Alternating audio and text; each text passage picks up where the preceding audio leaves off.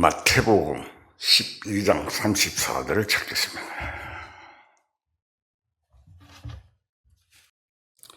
마태복음 12장 34절이 되겠습니다. 제가 읽겠습니다. 독사의 자식들아, 너희는 악하니 어떻게 선한 말을 할 수 있느냐? 이는 마음에 가득한 것을 입으로 말함이라. 선한 사람은 그 사은 선에서 선한 것을 내고 악한 사람은 그 사은 악에서 악한 것을 내느니라. 내가 너희에게 이르노니 사람이 무슨 무익한 말을 하든지 심판날에 이에 대하여 신문을 받으리니 내 말로 어렵다 함을 받고 내 말로 정죄함을 받으리라. 오늘은 우리가 믿음이 좋다, 나쁘다 많이 말을 합니다. 그런데 하나님 표준에서 하나님께서 보실 때 믿음이 좋고 나쁜 것을 우리는 알아야 합니다. 사람 속에 있는 악이, 세상 모든 사람 속에 있는 악이 있습니다. 이것은 바로 곧 사탄의 말입니다. 하나님이 아담과 하와를 창조하셨는데 우리 제일 조상이지요. 사탄이 하와에게 와서 선악과를 알게 한 나무의 실과를 먹는 날에는 하나님같이 된다. 그 사탄이 아담과 하와에 이야기를 했습니다. 하나님은 하와에게 무슨 말을 했습니까? 선악과를 먹으면 반드시 죽으리라 라고 말씀을 하셨지만 사탄이 결코 죽지 않으리라 이간을 붙이는 말을 하와에게 했을 때 그 말이 사람 속에 악한 말이 되어버린 것입니다. 그것이 여러 가지 형태가 되어 나옵니다. 입을 통해서. 전부 사탄이 가져다 준 죄의 법칙입니다. 그날 이후로부터 아담의 후손은 누구든지 선한 말을 하든지 악한 말을 하든지 전부 사탄으로부터 온 말을 하게 되는 것입니다. 세상 사람들은 도덕이나 윤리, 어떤 종교의 원리나 철학 등을 죄나 악이라고 생각하지 않습니다. 그러나 하나님께로부터 오지 않는 것은 다 죄입니다. 우리가 신학교에서는 종교 철학이나 윤리 등을 공부합니다. 그것은 모두 사람 이성에서 나오는 사람의 소리입니다. 하나님께로부터 오는 말씀이 아닙니다. 또 신학이라는 학문은 사람이 신을 연구하는 것인데 사람이 어떻게 신을 연구할 수 있습니까? 그렇지 않습니까? 기독교가 타락하면서 신학이 생겨났습니다. 초대교회는 그런 게 없었습니다. 모든 것이 하나님께서 주신 은사로서 이어져 왔습니다. 사람 속에는 근본적으로 악이 있고 선한 말을 한 것 같지만 그것은 참된 선이 아니고 전부 다 사탄으로부터 온 것입니다. 자세히 알아야 됩니다. 이런 것을. 그래서 인간의 내면이 완전히 개조되어야 합니다. 내부의 혁명이 일어나서 새롭게 되어야 하는데 그것은 하나님의 말씀이 마음에 깨달아졌을 때 사람이 거듭나고 구원을 받는 것을 말합니다. 그러기 전에는 인간의 입에서 나오는 어떤 말도 참된 선이란 것은 없습니다. 참 진리는 없습니다. 참되게 사람을 주께로 이끄는 진리는 있을 수가 없습니다. 이 세상에는 우리가 잘 알고 있는 칸트나 헤겔 등 많은 철학자가 있고 또 종교인들과 과학자도 많이 있지만 그 모든 것이 영적인 것과는 관계가 없습니다. 구원을 받아도 보편적으로 어떤 말을 하든지 사람을 상대해서 말하는 그 모든 말은 이성에서 나오는 말입니다. 로마서 8장 6절을 찾겠습니다.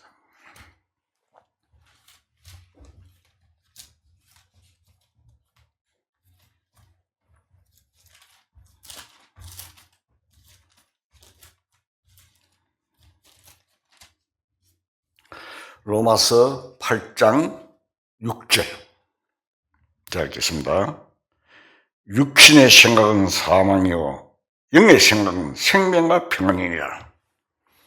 육신의 생각은 하나님과 원수가 되느니 이는 하나님의 법에 굴복하지 아니할 뿐 아니라 할 수도 없습니다. 육신에 있는 자들은 하나님을 기쁘시게 할 수 없느니라.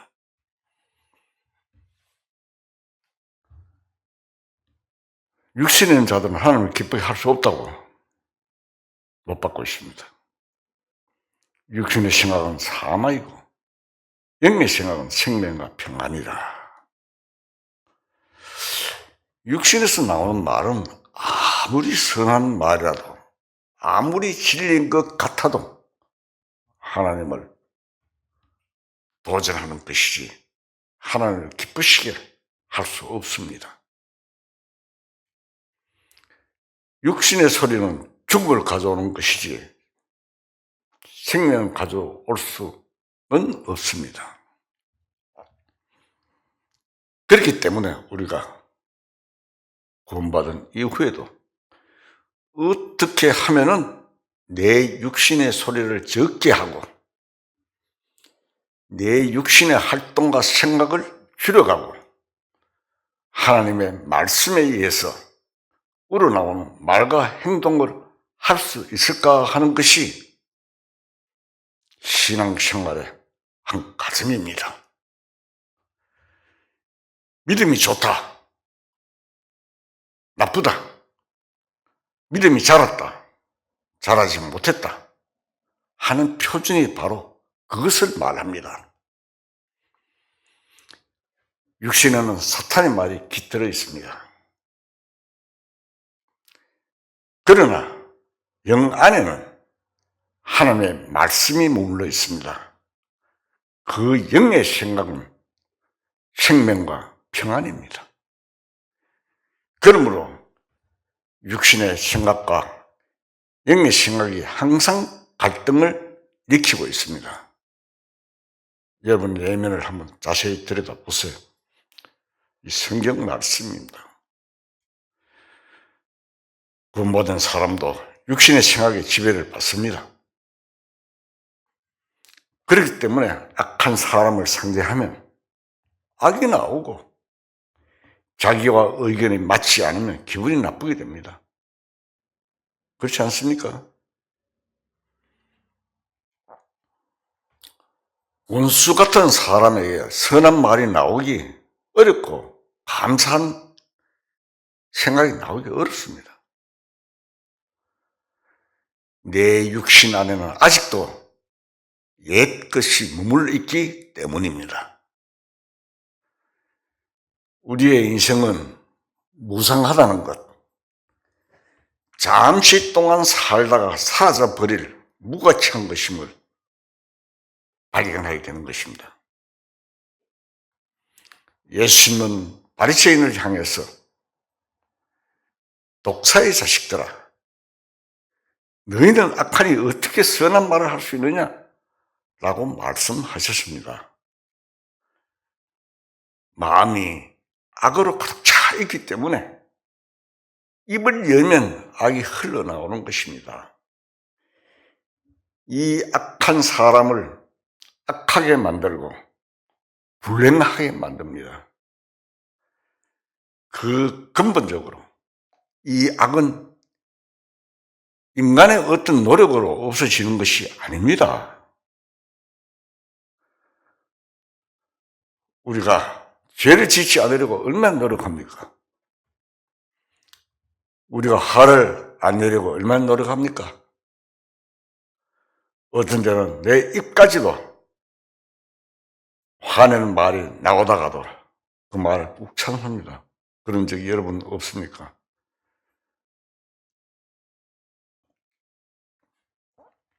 그러면서 내가 잘 참았다. 하지만 속에는 여전히 미운 마음과 화가 있고 악이 움직입니다. 우리는 화를 밖으로 내지 않았다고 해서 위안을 받고 자기를 변호하는 마음이 있습니다.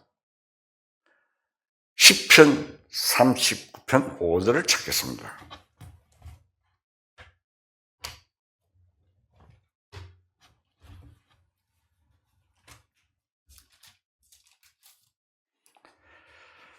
시편 39절 5절 제가 읽겠습니다. 주께서 나의 날을 한 뼘 길이만큼 되게 하시매 나의 일생이 주 앞에는 없는 것 같사오니 사람은 그가 든든히 서 있는 때에도 진실로 모두가 허사뿐이라 셀라. 말씀에 보면은 시편 다윗이 썼죠. 계시에서 기록을 해놓은 내용입니다. 나의 날을 한 뼘 길이만큼 되게 하시매라고 했습니다. 자신의 활동 무대가 한 뼘 길이밖에 안 된다는 것입니다. 세상에 살면서 자기로서는 꽤나 많이 활동하고 많은 일을 하고 노력을 하고 무엇이나 안다고 하지만 아는 것도 활동도 모두가 손바닥 속에 있는 것뿐이고 생명도 짧고 마음도 좁고 아무런 가치 없는 존재라는 것입니다. 한마디로 허무한 인생이라는 것입니다. 이 육신 세계만 놓고 보면 진짜 허무한 인생입니다. 어제까지만 해도 펄펄 살아가지고 뛰던 사람이 하루아침에 시체가 됩니다. 그런 사람 많이 보잖아요, 우리가. 육신적인 것을만 쳐다볼 때는 허무한 인생입니다. 노래도 많잖아요, 그런 노래가. 이러한 사실을 알므로써 다윗은 자기 자신께 재발견을 한 것입니다. 다시 한번 자기를 안 것이 되었습니다. 이것은 매우 중요한 문제입니다. 출애굽기 3장 10절을 보겠습니다. 출애굽기 3장 10절. 자, 읽겠습니다. 이제 내가 너를 바로에게 보내어 너에게 내 백성 이스라엘 자손을 애굽에서 인도하여 내게 하리라. 자, 모세를 불러가지고 하나님께서 이야기를 했습니다. 11절에 또 보면은 모세가 하나님께 아뢰되 내가 누구이길래 바로에게 가며 이스라엘 자손을 애굽에서 인도하여 내리까? 하나님이 너를 바로에게 보내가지고 이스라엘을 자손을 애굽에서 인도하여 내겠다. 내라 명령을 했습니다. 그때 모세가 내가 누구인데 이스라엘 바로에게 가가지고 이스라엘 자손을 애굽에 인도하여 내리까? 자신이 없었습니다. 자기 자신을 볼 때. 그전에는 모세가 어쨌습니까? 자기 완력으로 애굽 사람, 이 히브리 사람을 치는 것을 보고 애굽 사람을 쳐 죽여서 모래에 묻었습니다. 그 이튿날, 다음날 보니까 또 히브리인 두 사람이 싸우는 거예요. 애굽 사람하고 싸우는 것이 아니라. 보고 있어 싸움 말리라 했을 때 그 히브리인 한 사람이 네가 애굽 사람을 쳐 죽인 것처럼 나도 죽이려느냐 이렇게 했습니다. 그 말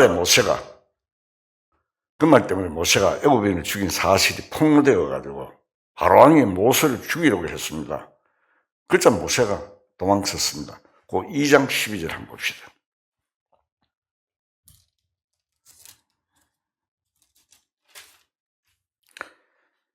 2장 12절.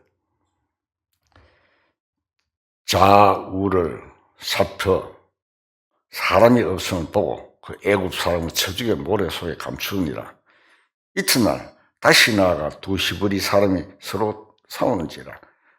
그 잘못한 사람에게 이르되 네가 어찌하여 동포를 치느냐 하며 그가 이르되 누가 너를 우리를 다스리는 자와 재판관을 삼았느냐? 네가 애굽 사람을 죽인 것 같이처럼 나도 죽이려느냐? 모세가 두려워하여 이 일에 이르되 일이 탈로 되었도다. 바로가 이 말을 듣고 모세를 죽이고자 하여 찾는지라. 모세가 바로의 낯을 피하여 미디안 땅에 머물며 하루는 우물 곁에 앉았더라. 그 말 때문에 모세를 죽이려고 바로가 찾았습니다. 그때 모세가 도망쳤습니다. 처음에 모세가 왕궁에서 자라가지고 완력과 권위로 자신 있게 자기 민족을 위해서 일을 하려고 나갔던 것입니다. 그러나 미디안에 40년이라는 긴 세월이 지난 동안 모세는 약해질 대로 완전히 약해져서 자신이 없었습니다. 모세가 나는 아무것도 할 수 없다. 는 것을 발견했을 때 하나님이 모세를 불러서 너는 내 민족을 구출하라고 했습니다. 그때 모세가 나 같은 것이 어떻게 그 일을 합니까? 말한 것입니다. 그리고 모세가 내가 이스라엘 민족에 가서 하나님이 나를 너희에게 보내셨다 하면 그들이 하나님의 이름을 물을 텐데 뭐라고 대답하리까 질문을 했습니다. 그래서 하나님께서는 그 출애굽기 3장 13절 14절에 나옵니다. 나는 스스로 있는 자니라 대답했습니다. 자, 그것은 스스로 있다는 말씀은 하나님은 영원히 계시다는 뜻입니다. 인간은 험한 존재입니다. 자기 인생에 아무 가치가 없고 무하다는 것을 깨닫게 알게 되고 하면 그때 믿음이 생깁니다. 자기 똑똑한데 자기 다 할 수 있는데 믿음이 생기겠습니까? 자기를 믿을 만한 것이 없으니 하나님을 믿게 됩니다. 자기가 비어지면 영원하신 하나님이 채워지는 것입니다. 그래서 구원받은 사람은 하나님을 믿고 사는 것입니다.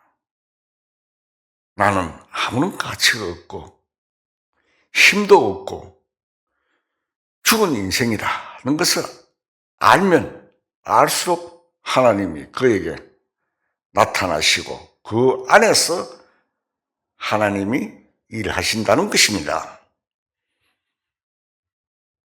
그것이 신앙생활의 원리입니다. 이 시편 말씀에서 다윗은 자기 존재의 허무한 것을 발견했습니다. 그래서 나의 인생은 한 뼘 길이만 하다. 는 말은 생각하는 범위도 좁고 모든 것이 아무런 가치가 없는 사실을 발견했다는 뜻입니다. 이것은 큰 축복입니다. 신앙생활 속에서 가장 어려운 것이 자기 자신을 부정하는 것이기 때문입니다. 고린도후서 4장 7절을 찾겠습니다. 고린도후서 4장 7절 읽겠습니다. 우리가 이 보배를 질그릇게 가졌으니 이는 심히 큰 능력은 하나님께 있고 우리에게 있지 아니함을 알게 하려 함이라. 우리는 질그릇입니다. 흙으로 빚어졌습니다. 그 안에, 질그릇 안에 보배를 담았습니다. 보배를 담으면 뭐가 됩니까? 보배 그릇이 되는 것입니다. 무엇이 담는 대로 그릇이 됩니다. 바울은 여기에서 우리가 이 보배를 질그릇에 가졌다고 했습니다. 이 질그릇은 든든하지 못하고 귀하지도 않는 질그릇에 담긴 보배가 성령이십니다. 이 보배가 진리입니다. 그래서 우리가 이 보배를 질그릇에 가졌으니 이는 능력의 심히 큰 능력은 하나님께 있고 우리에게 있지 아니함을 알게 하려 함이라고 했습니다. 만일 금그릇이면 속에 있는 보배가 상대적으로 가치가 없어질 수 있습니다. 그릇의 가치가 적으면 적을수록 안에 있는 보배가 더 큰 가치가 인정되는 것입니다. 하나님 앞에서 자기가 천하고 낮으면 낮을수록 가치가 없으면 없을수록 하나님의 은혜가 더 크게 보이는 것입니다. 더 영광스럽게 보이고 더 귀하게 보이는 것입니다. 이 세상의 모든 종교와 철학, 학문은 전부 다 사람을 자체를 귀하게 만드는 것입니다. 사람 자체를 떠받드는 것입니다. 이거는 누가 이야기했고 그 위대한 분이 어느 과학자가 만들고 계속 사람을 떠받듭니다. 자체를 귀하게 만듭니다. 그런데 지금은 인간을 하나님 이상으로 높이는 시대가 된 것입니다.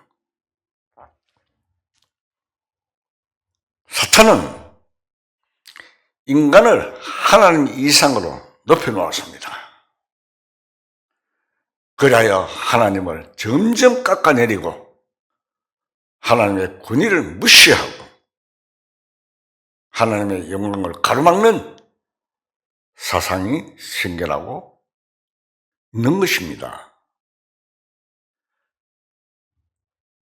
구원받은 우리도 그런 사상에 빠져들어 내가 위대해지고 내가 훌륭해지고 내가 착한 사람이 되려고 노력하게 됩니다.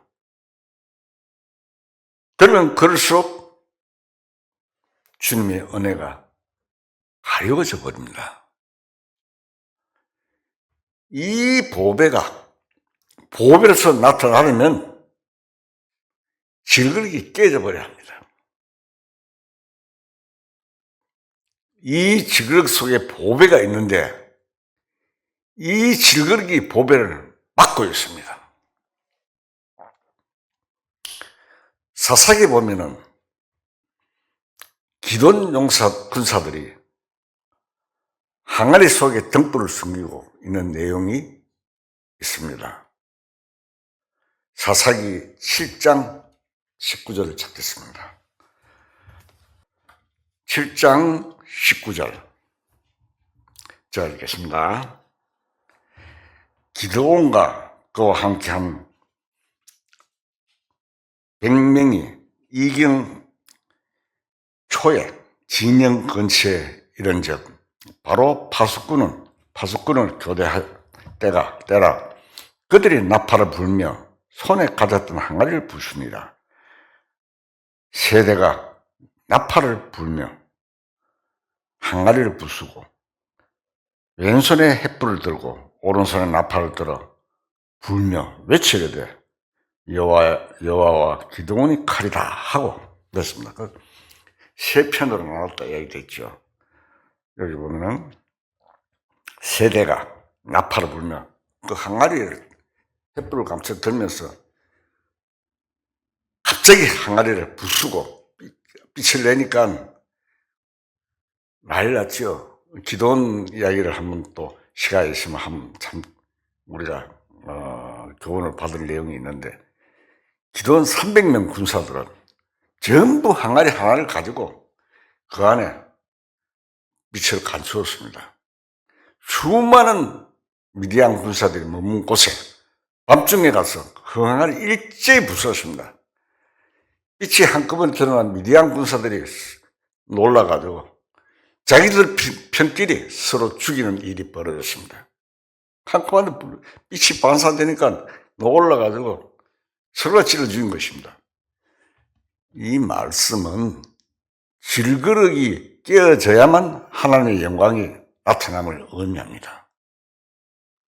보배를 질그릇에 가졌으니 하나님께 능력이 있고 우리에게 있지 않다고 했습니다. 그 기드온 300명을 하는 것도 하나님의 능력입니다. 자, 질그릇이 아니면 금그릇이면 능력이 하나님께 있는 것이 아니라 자기에게 있다는 뜻이 됩니다. 우리 자신의 천한 것, 우리 자신의 약한 것, 무능한 것, 우리 자신의 악한 것을 알게 될 때 부활의 생명이 역사하게 됩니다. 우리 생활 속에서 여러 가지 시련과 어려움이 닥친 이유는 그런 시련 속에서 자기의 약점, 자기의 무능함, 자기의 악함이 노출되고 그런 자신을 알게 하기 위한 것입니다. 예수님과 그 제자들이 배를 타고 갈릴리바다로 건너갈 때 예수님이 너무 피곤해서 고물의 베개를 베고 주무시는데 큰 풍랑이 일어났습니다. 제자들이 죽을까 봐 겁을 내고 예수님을 깨웠습니다. 선생님을 깨웠어요. 예수님이 바람을 꾸짖고 바다를 향해 잠잠하라고 고요하라고 하시니 바람이 그치고 잔잔해졌습니다. 그때를 한번 여러분들 머릿속에 한번 상상을 해 보십시오. 이에 예수님이 제자들에게 뭐라고 말씀하셨습니까? 너희가 어찌 믿음이 없느냐고 했습니다. 마가복음 4장 38절, 마가복음 4장 38절. 자, 읽겠습니다. 예수께서는 고물에서 베개를 베고 주무시더니 제자들이 깨우며 이르되 선생님이여 우리가 죽게 된 것을 돌보지 아니하시나이까 하니 예수께서 깨어 바람을 꾸짖으시며 바다더러 이르되 잠잠하라 고요하라 하시니 바람이 그치고 아주 잔잔해지더라. 이에 제자들에게 이르시되 어찌하여 이렇게 무서워하느냐 너희가 어찌 믿음이 없느냐 하시니. 자,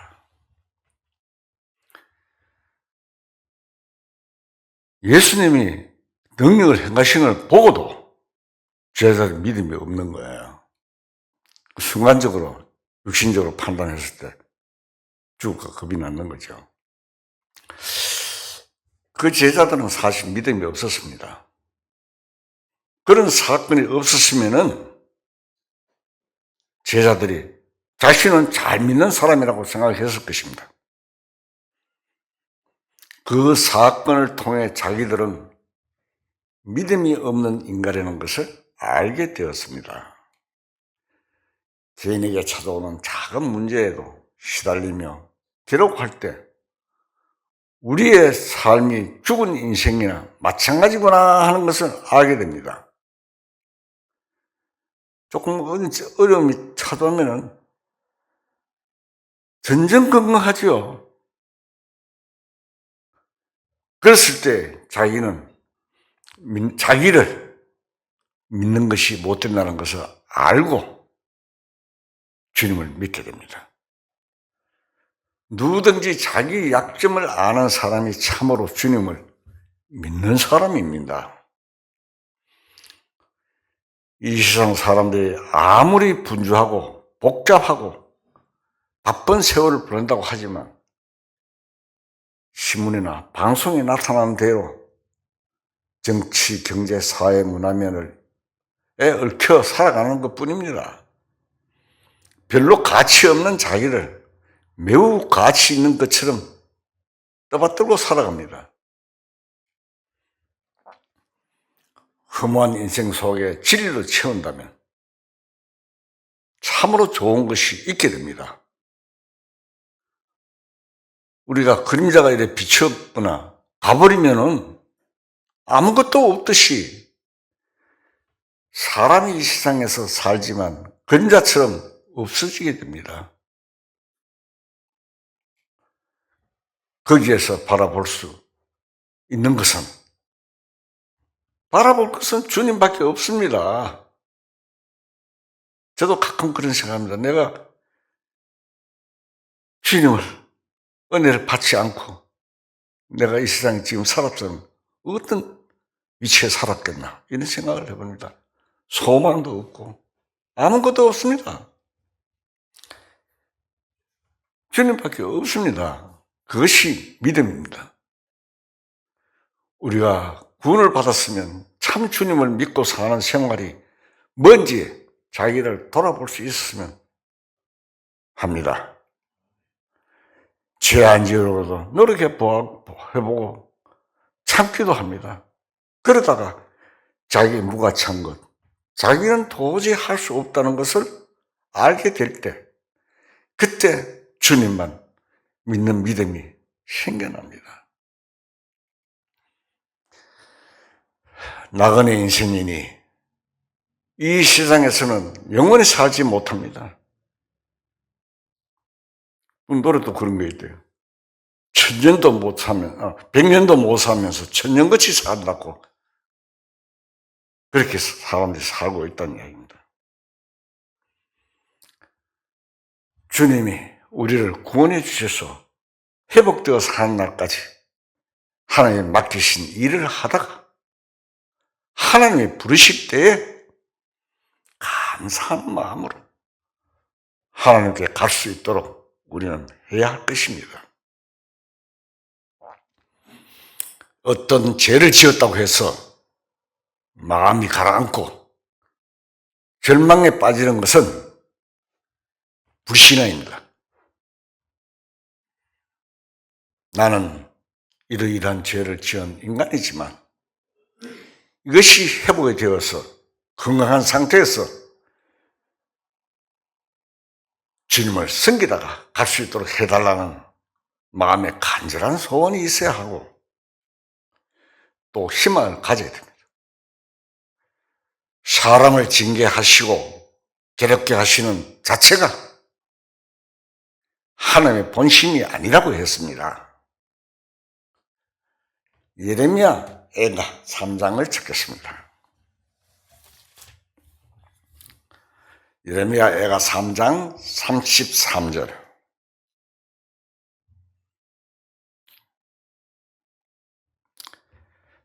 예레미야 애가 3장 33절 제가 읽겠습니다. 주께서 인생으로 고생하게 하시며 근심하게 하시면 본심이 아니시로다.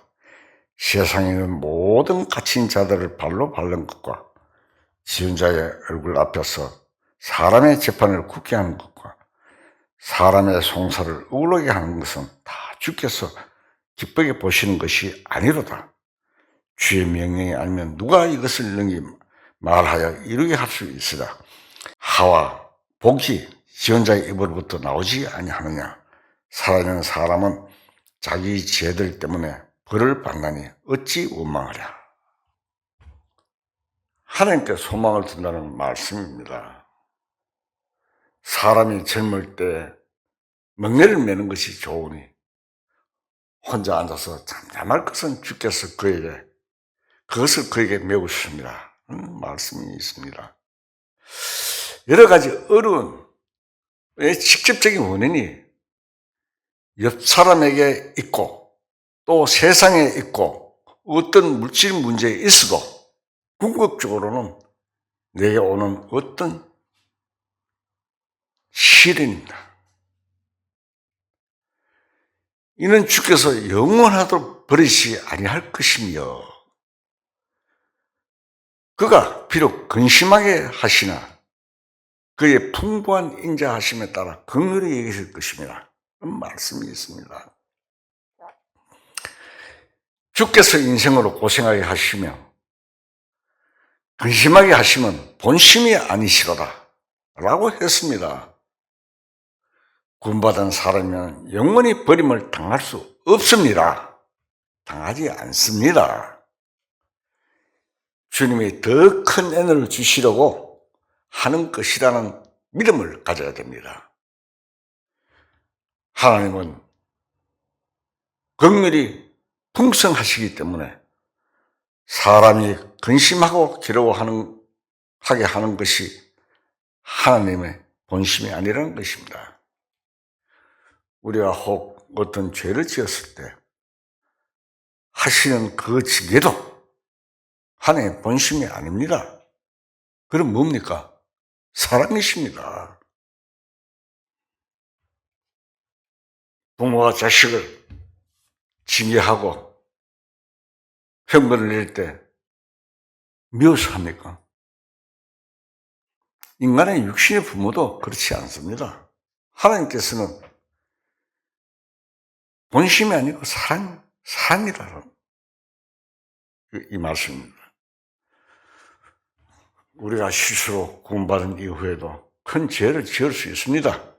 만 얼마든지 회복될 수 있고 치유될 수 있으며 활발하게 주님을 섬기다가 주님이 부르실 때 나아갈 수가 있습니다. 우리는 영적 건강한 상태로 모습으로 주님을 맞이해야 하는 것입니다. 우리는 유종의 미를 거두면서 사는 동안에 주님을 맞이해야 되는 것입니다. 신망에 빠져 뒤로 물러나는 하나님께서 기뻐하지 않습니다. 신망에 빠져 살다가 주님을 만나는 것처럼 불행한 일이 없습니다. 낙오된 상태에서 주님을 만나는 것, 깨어있지 않은 상태, 잠들인 상태에서 주님을 만나는 것이 가장 큰 불행입니다. 이거를 알아야 됩니다. 그리스도인은. 주님께서 저희들에게 항상 깨어있으라고 하신 말씀대로 우리 마음이 주님 앞에 있어야 됩니다. 우리의 마음에 상처가 있으면 치료하고 정상적으로 활발하게 살 수 있어야 합니다. 우리 그리스도인에게도 언제나 문제가 있을 수가 있습니다. 실수도 있고 죄도 짓고 합니다. 또한 거기에서 회복될 수 있는 길이 있고 치료받을 수 있는 길이 있습니다. 그렇다고 회복되고 치료될 수 있다고 해서 실수도 하고 죄도 져도 된다, 그런 뜻은 아닙니다. 혹 실수로 그렇게 해도 회복되고 치료될 수 있는 길이 있다 이 말입니다. 요한일서 2장 1절을 찾겠습니다.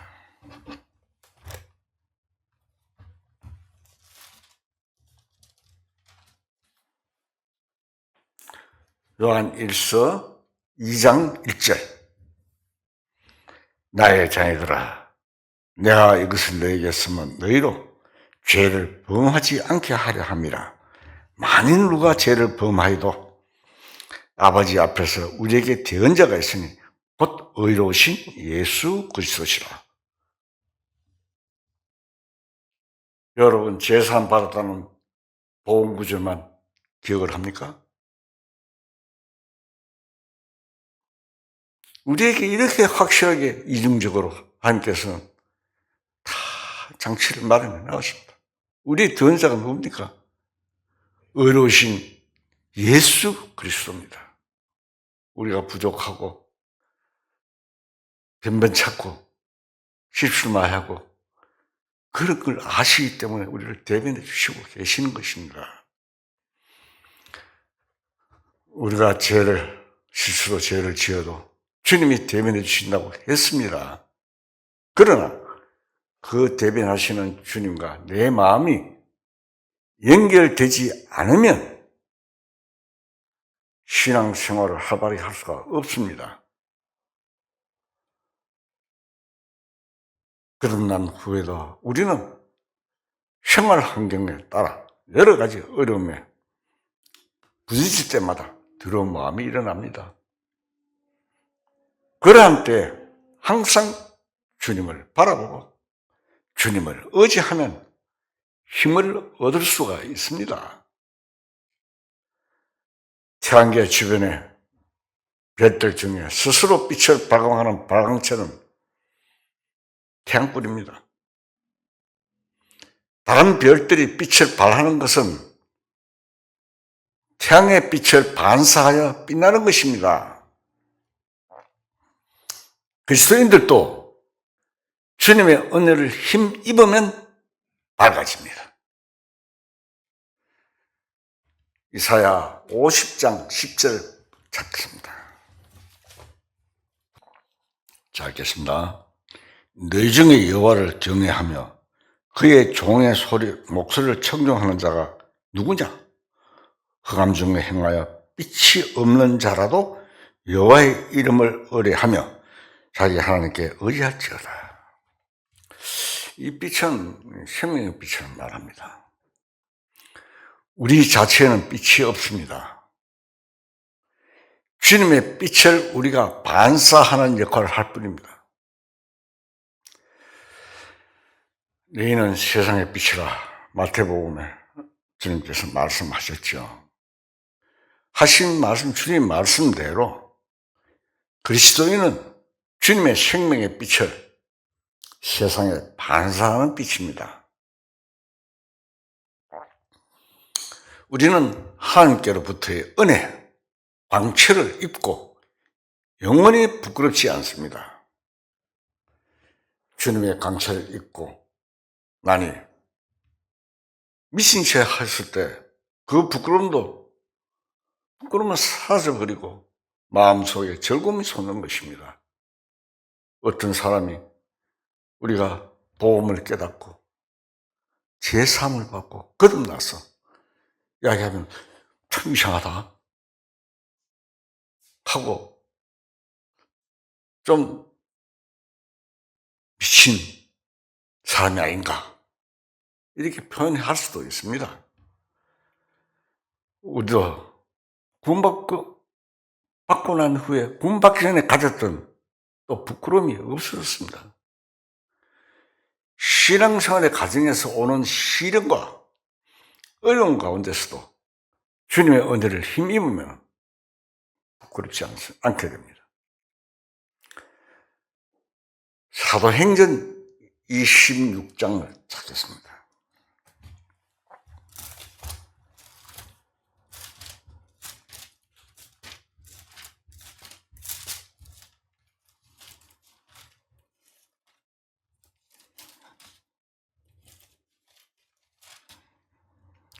사도행전 26장 24절을 한번 봅시다.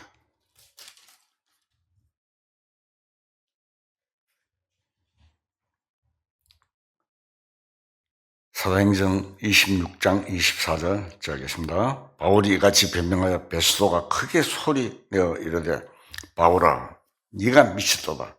내 많은 학문이 너를 미치게 한다 하니 여기 26장에 사도행전 26장을 쭉 읽어보면 바울이 아그리파 왕 앞에서 죄수로서 변명할 때 예수님을 확실히 증거했습니다. 그때 아그리파 왕이 뭐라고 했습니까? 네가 적은 말로 나를 그리스도인이 되게 하려고 하는구나. 그런 내용이 나옵니다. 확실히 증거했을 때 베스도가 그 지역 분봉왕입니다. 분봉왕이 바울에게 네가 미쳤도다.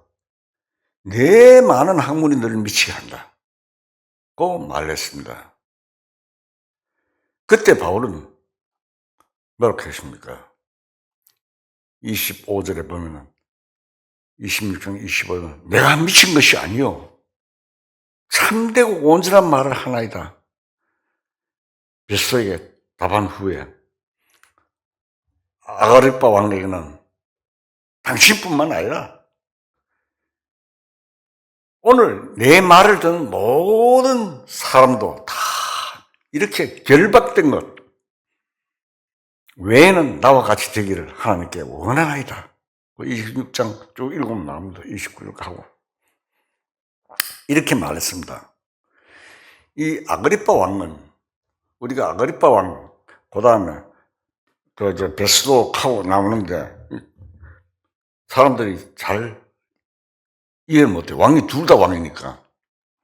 근데 아그리파 왕은 헤롯 대왕의 손자입니다.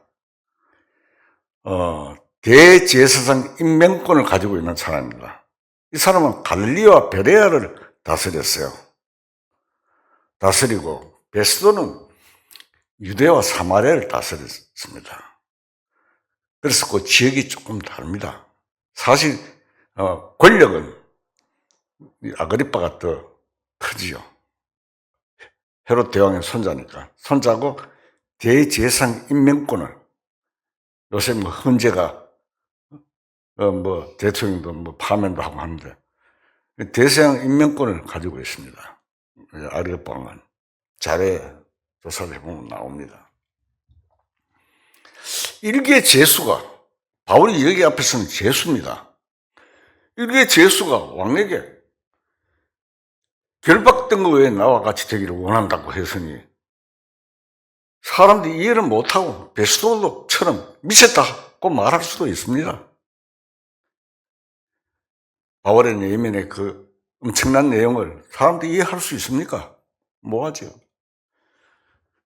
그래서 바울은 속이는 자 같으나 참되고 아무것도 없는 자 같으나 모든 것을 가진 자로다. 골로새서 6장에 나옵니다.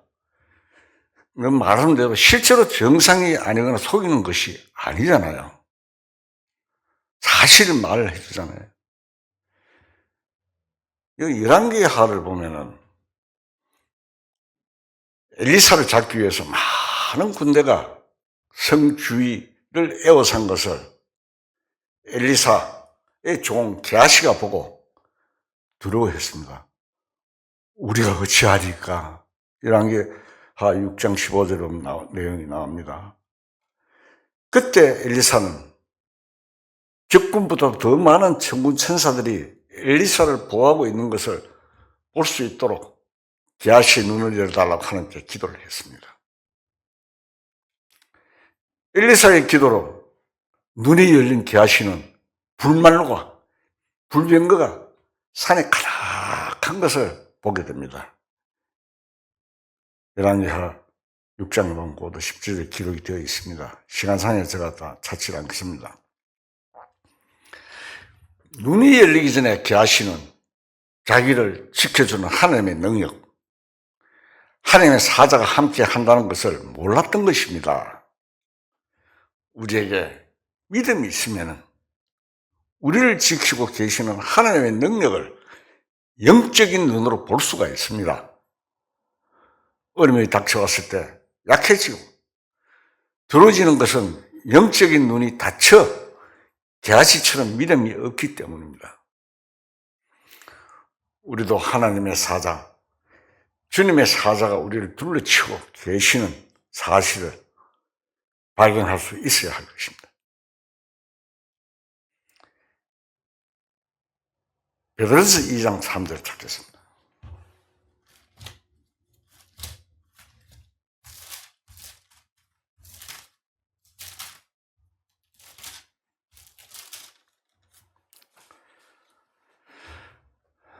베드로전서 2장 3절 자 읽겠습니다.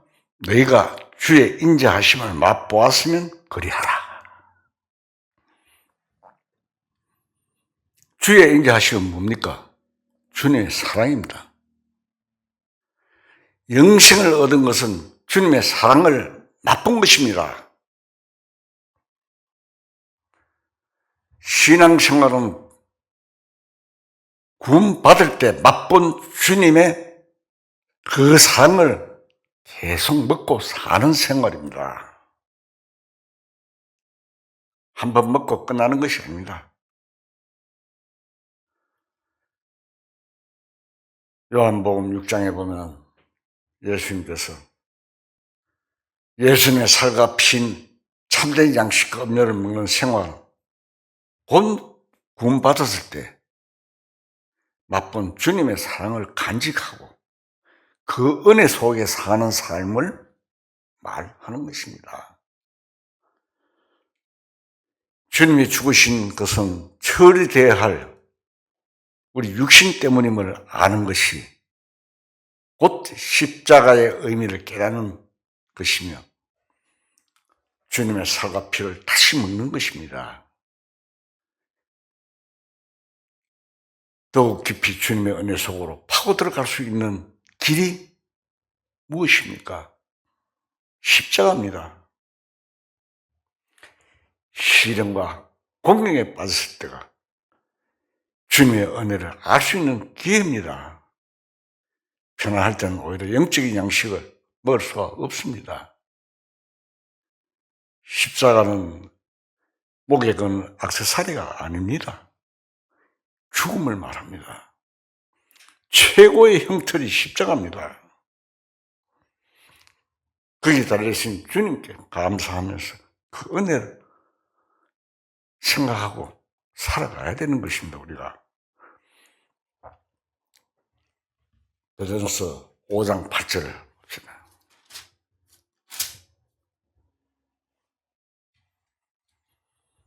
베드로전서 5장 8절 근신하라 깨어라 너희 대적 마귀가 우는 사자같이 두루 다니며 삼킬 자를 찾나니. 자, 이건 마귀가 우는 사자같이 삼킬 자를 찾아다닌다 했잖아요. 근신하고 껴있지 않으면 사탄의 유혹에 넘어간다는 말입니다. 근신하고 껴있어야 됩니다. 말씀으로 무장해야 됩니다.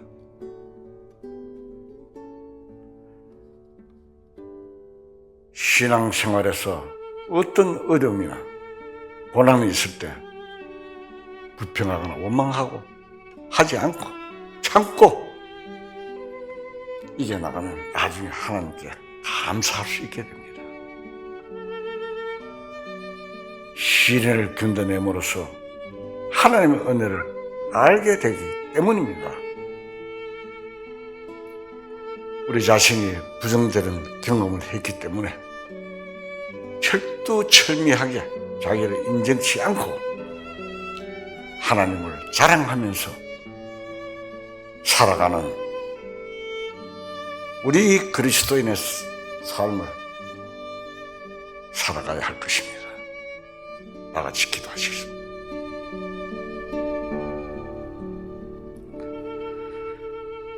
사랑과 긍휼하심이 풍성하신 하나님 아버지, 말씀을 통하여 하나님의 계획하신 뜻을 알게 해주시고 또한 하나님의 영광과 권위를 깎아내리는 사탄의 흉계를 알게 해주시니 감사합니다. 한 뼘 길이밖에 안 되는 인생 삶을 이 세상에 살면서 육신대로 살지 말고 하나님의 뜻에 합당한 삶이 될 수 있게 도와주십시오. 이제 주님 오실 날이 임박함을 알리는 이루어진 말씀을 통하여 깨닫게 해주시는 감사합니다.